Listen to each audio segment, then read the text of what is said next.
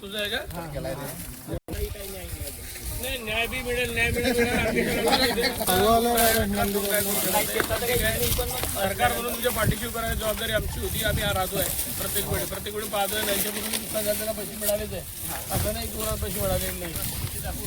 अनेक शेतकऱ्याच्या ज्या वास्तवामध्ये आज वास्तवाला केली आहे, नाही म्हणताय. कोणतं सॅटेलाइट आहे?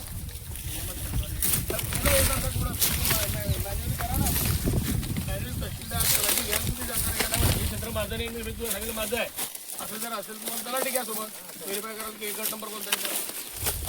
पण हे सर करावं लागेल, कारण परवा मला एक नारखेडे नाव म्हणून फोन केला की बाबा माझं नाव कट करून टाकलं. केडी आहे कंपनीवाले. आता एजंटचा नंबर असेल ना,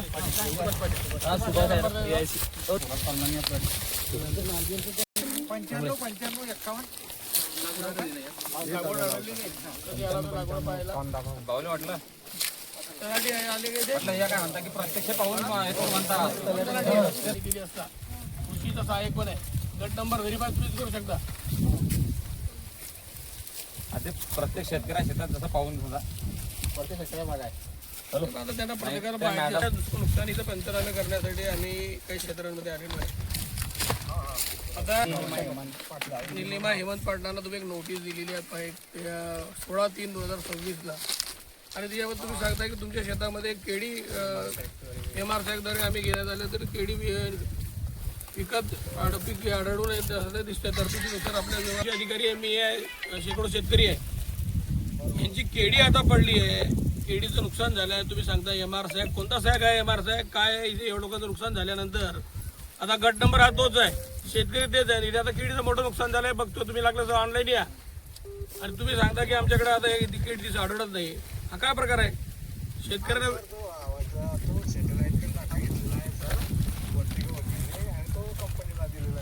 सॅटेलाइटने घेतलेला डाटा हा 100% फायनल नाही आहे. हे याच्यासाठी हे मोठं उदाहरण आहे. मधल्या काळात तुम्ही गुन्हे दाखल करतोय लोकांवर, त्यांच्याकडे केडी असताना तुम्ही गुन्हे दाखल करतोय. शेतकऱ्याला चोर समजण्याचा प्रक्रिया बंद करा.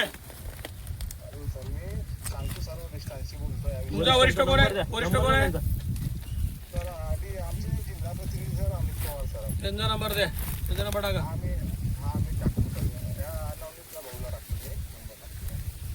कलेक्टर होते परवा जे वादळ आलं त्यासाठी पंचनामे करा. तहसीलदार महोदय, मी आणि तालुका कृषी अधिकारी आम्ही आलो आहे. काही शेतकऱ्यांचं खूप जास्त नुकसान झालं, काही म्हणजे भरपूर शेतकऱ्यांचं खूप जास्त नुकसान झालेलं आहे. पण एक गंमत म्हटलं तर मधल्या काळामध्ये जे मोठ्या प्रमाणामध्ये लोकांना शेतकऱ्या भाऊ दाखवला होता की तुमच्या शेतात केडी नसताना तुम्ही विमा काढलाय आणि तुमच्यावर गुन्हे दाखल करू, असं काय काय काय काय चाललं होतं. आता मी चिंचखेडा गावात आलेलो आहे. आता शेतकऱ्याचं नाव आहे निलिमा हेमंत गावंडे. त्यांच्या त्या गट क्रमांकात आलो आहे तिथे. आता त्याने AIC इन्शुरन्स कंपनीने एक पत्र दिलं की तुमच्या शेतामध्ये केडी नाही आहे आणि ते तुमच्या सॅटेलाइट इमेज आम्ही घेतलं आहे. क्षेत्रीय व्यवस्थापकांनी त्यांनी पत्र दिलं आहे की तुम्ही केडी नसल्यामुळे तुमचा अर्ज आम्ही फेटाळलेला आहे. 27/3/2026 रोजी आपल्या संबंधित तालुका कृषी अधिकारी कार्यालयाशी संपर्क साधा, असं काय काय काय काय दिलं आहे. आता आज रोजी त्या क्षेत्रामध्ये केडीचं भयानक मोठं नुकसान झालं. तुम्हाला आता मी ऑनलाईन दाखवतो, तुम्ही बघून घ्या. असं असताना हे असं नाही तर आता दुसरा एक हा शेतकरी आहे प्रताप भाऊराव गावंडे. याचं कालच याचा रिजेक्ट, परवा याचा ऑनलाईनमधून परवा रिजेक्ट करून टाकला. त्याच्या शेतात केडी आहे.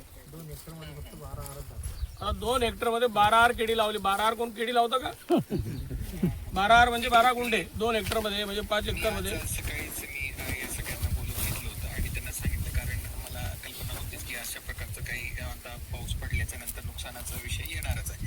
तर त्यांना आज आपण सकाळीच बोलून घेतलं आणि सांगितलं ते तडवी साहेब रजेवरती ते उद्या वगैरे जॉईन होतील.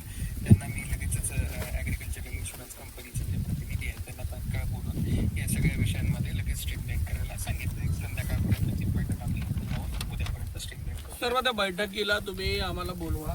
कारण आता माझ्या क्षेत्रामध्ये मी आता एक असं निवेदन करतोय की ज्या ज्या लोकांना असे पत्र आले किंवा ज्या लोकांच्या ऑनलाईन त्यांनी कमी केलं आहे त्या लोकांनी तालुका कृषी अधिकारी कंप्लेंट करावी आणि आम्ही डायरेक्ट जाऊन तिथे पाहणी करतोय. पण असे मोठ्या प्रमाणात शेतकरी आता हा योगायोगाने काल नुकसान झालं म्हणून या शेतकऱ्याला लक्षात आलं की आपलं विमा संरक्षण जे कायम करून टाकलं तिथे मोठ्या प्रमाणात शेती आहे. फक्त आता आत्यासहित असल्यामुळे आपल्याला डायरेक्टली आम्हाला त्याच्यात आपण नका बोलू, आम्ही वरती बोलतो. पण आता बघा, ह्या लोकांचे प्रतिनिधी म्हणून या लोकांची बाजू कोण मांडेल? आपल्याला नाही बरोबर आहे. आचारसंहिता म्हणजे आमचं काय या लोकांचं नुकसान होऊन जाऊ द्यायचं काय यांची बाजू तर मांडली पाहिजे. ते लोक चालतील ना आपल्याला, ते लोकांना पाठवून द्या. मग तुम्हाला हरकत नाही, पण सर माझी विनंती आहे की हे थोडंसं या लोकांवर लक्ष ठेवा. या लोक अन्याय होता कामा नये. जर अन्याय झाला तर ते जे विमा कंपनीच्या ऑफिसमध्ये घुसल्याशिवाय राहणार नाही हे लक्षात घ्या. नक्की नाही, ते त्यांना सर्व करणं आवश्यकच आहे, कारण बऱ्याच मोठ्या प्रमाणात त्यांची पण तक्रारी येत आहेत. त्यांचेही लोक काय याच्यात इन्व्हॉल्ड असल्याबाबतची आपली प्राथमिक माहिती आहे, आपल्याला माहिती असेलच त्याबाबत. जी जी जी 100%. ते करू आपण. तुम्ही शासन स्तरावरती मांडा, आपण आमच्या मी लगेच आता एकाच मिनिटामध्ये मंत्री महोदयाशी बोलतो, कृषी मंत्र्यांशी बोलतो, दोघा तिघांशी बोलतो.